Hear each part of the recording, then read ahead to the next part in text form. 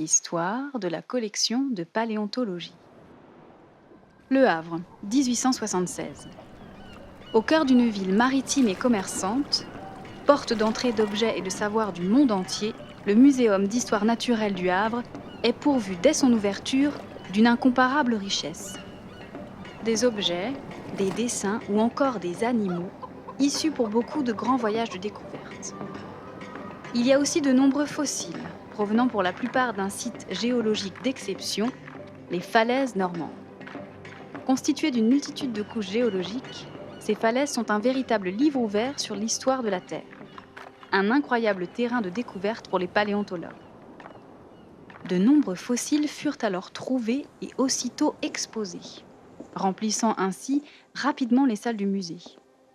Des collections que très tôt envièrent bien des établissements. 1944. La ville est menacée d'être bombardée. Parmi les centaines de milliers d'objets, une liste des pièces les plus précieuses est dressée.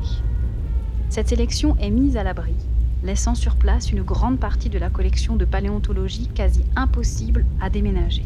Les objets sont lourds, fragiles et trop nombreux. Malheureusement, la ville n'échappe pas au bombardement. Quelques verrières sont d'abord brisées et des vitrines bousculées. Mais le 5 septembre, le muséum est partiellement détruit, emportant avec lui une bonne partie de la collection de paléontologie.